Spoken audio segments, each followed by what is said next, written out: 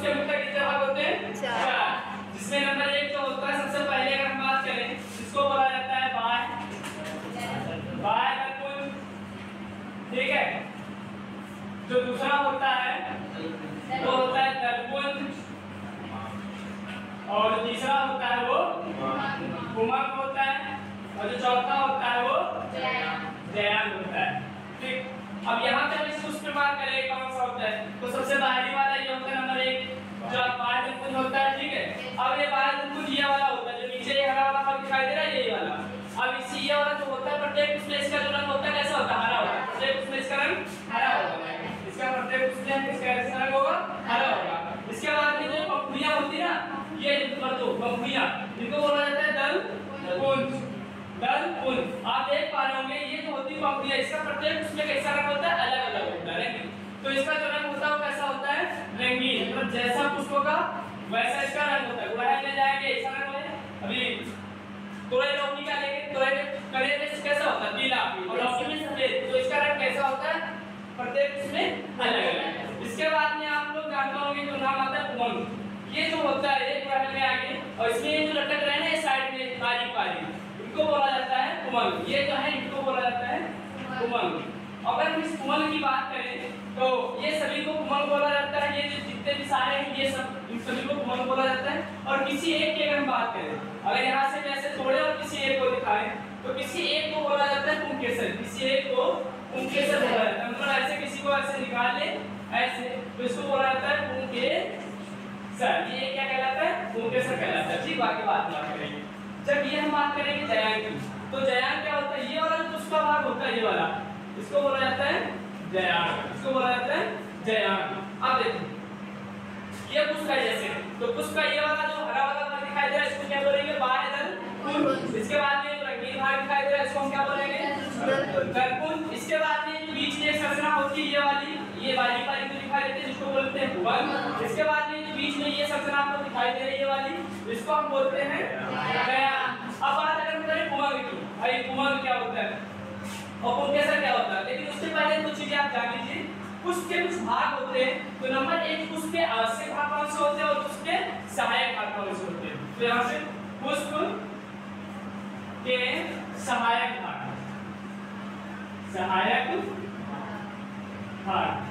जो पुष्प के सहायक भाग होते हैं जो सहायता करते हैं, तो दर्पण बाह्य दर्पण होता है और दर्पण होता है। कौन होते हैं?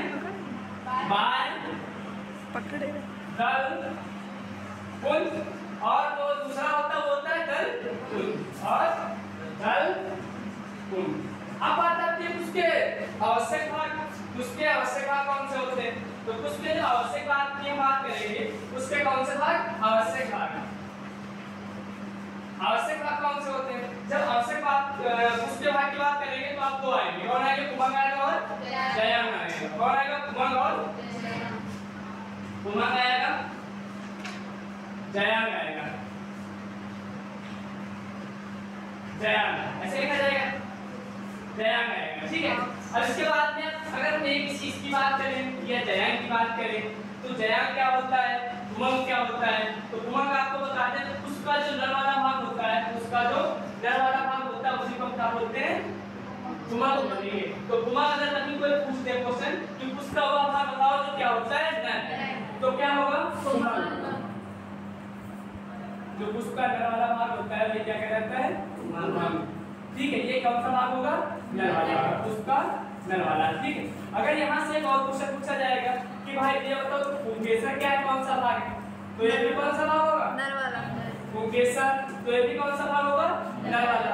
अब ये जो पुंकेसर है, इस पुंकेसर ये वाला, ये जो है इस पुंकेसर के दो भाग होते हैं। एक ये जो ऊपर वाला है इसकी संरचना कैसी? द्विपालिक संरचना। कैसी संरचना? द्विपालिक। ये जो ऊपर संरचना द्विपालिक संरचना इसको बोला जाता है परागकोश। अब आपसे अगर पूछे रहा है बताओ ये जो परागकोश है ये पुष्प का कौन सा भाग होगा? नर वाला होगा कि मादा वाला? ये पुष्प का नर वाला भाग होगा कि मादा वाला? तो ये भी पुष्प का कौन सा भाग होगा? नर वाला। तो इसको भी लिख लो परागकोश। अब इन परागकोश के अंदर ही क्या बनते हैं? परागकण। तो अगर कोई पूछे आप बताओ ये परागकण जो है ये पुष्प का कौन सा भाग है? नर वाला या मादा वाला? तो नर वाला। नर वाला। इसको भी लिख दो यहाँ पे परागकण। अगर कभी आपसे ये पूछे भाई ये जो होता है डंठल, नारदरिया देखा उसके बीच में एक डंठल लगा होता है, ये जो बीच वाला भाग होता है डंठल, इसको डंठल भी बोला जाता है और यहाँ इसको बोला जाता है पूतंत्र। क्या बोला जाता है? पूतंत्र। अगर आपसे पूछे भाई ये पुष्पा कौन सा भाग होता है पूतंत्र, तो कौन सा भाग होगा? नर वाला। कौन सा भाग होगा पूतंत्र जी या तंत्र भी बोला जाता है, ठीक है। ये कौन सा भाग होता है उसका?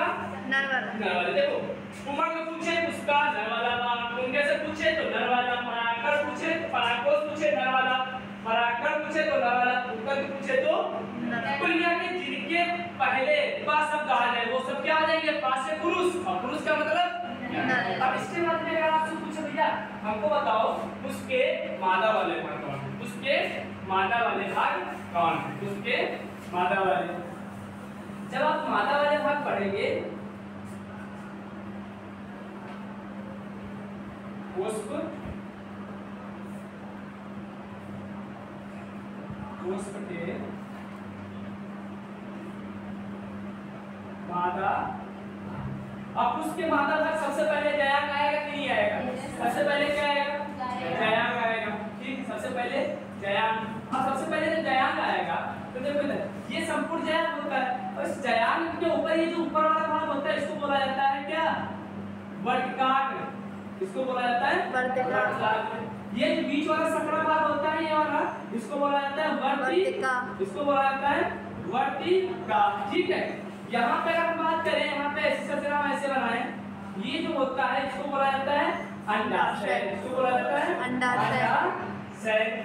अंडाशय के अंदर यहाँ पे हम बात करें तो ये जो संरचना दिखाई देती है इसको बोला जाता है बीजांड। इसको बोला जाता है बीजांड। बीजांड के अंदर हम ऐसे संरचना बनाएंगे यहाँ पे तो ये संरचना होती है जिसको बोला जाता है अंडकोशिका या एग सेल। इसको बोला जाता है अंडकोशिका। अब देखो अब ये सभी के सभी इसी के अंतर्गत आते हैं क्या? जयांग, वर्तिका और वर्तिकाग्र को मिलाकर एक शब्द आता है यहाँ पे स्त्री केसर। इसी को स्त्री केसर बोला जाता है। अब स्त्री केसर का मतलब स्त्री क्या होती है? माता होती है कि ना? मादा होती है। तो इसमें कौन आएंगे? देखो ये जयांग तो आएगा नहीं आएगा, ये वर्तिकाग्र पुष्प कौन सा भाग? मादा वाला, तो वर्तिकाग्र आ जाएगा भाई, वर्तिकाग्र होता है, ठीक है। इसके बाद वर्तिका कौन सा भाग होता है उसका? मादा वाला वर्तिका आ जाएगा। इसके बाद में आप इधर आ जाएंगे अंडाशय होता है, यस सर, अंडाशय आ जाएगा। अंडाशय के बाद में बीजांड होता है, बीजांड आ जाएगा।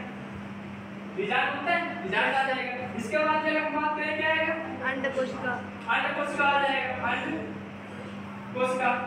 और अगर यहाँ पे एक बात आपसे पूछे, आप ये बताओ जो फल बनता है वो फल कहाँ से बनता है? आपसे यहाँ दो में से कोई एक होगा, यहाँ से बनेगा कि यहाँ से बनेगा? मतलब फल का निर्माण कहाँ से होता है? अंडाशय से होता है कि बीजांड से होता है? तो फल हमेशा याद रखिएगा, देखो फल का जो निर्माण होता है वो बीजांड से होता है। इससे क्या बनेंगे? फल बनेंगे। और बीज कहाँ से बनेगा? बीजांड से। देखो आप एक बात बताओ, बीज कहाँ से बनेगा? इससे बनेगा। देखो फल जो होता है पूरा एक फल, तो फल होता कहाँ है? बाहर होता है और बीज उसके अंदर होते कि नहीं होते? तो आपको मालूम है अंडाशय बना है, ये उसके चारों ओर पहले बना है, बाहर आवरण बना है, तो ये क्या बनाएगा? फल बनाएगा जो हम खाते हैं। जब खाएंगे उसके अंदर जाएंगे, जब इस आवरण के अंदर जाएंगे तभी तो बीज आएंगे, बीजांड आएगा। जब बीजांड आएगा तो क्या बनेगा आपका? तब क्या बनेगा? बीज। तो आप ये बताओ, ये बात समझ में आई कि अंडाशय से क्या बनता है? मतलब क्वेश्चन ये पूछा जाता है कि कौन सा भाग निषेचन के बाद परिपक्व होकर क्या बनाता है? फल बनाता है या बीजांड बनाता है? कौन सा भाग ऐसा है? तो उसमें आपको याद रखना है अंडाशय से फल बनता है और बीजांड से बीज बनता है। ये आपका पूरा भाग ऐसे का ऐसा हो जाता है। बस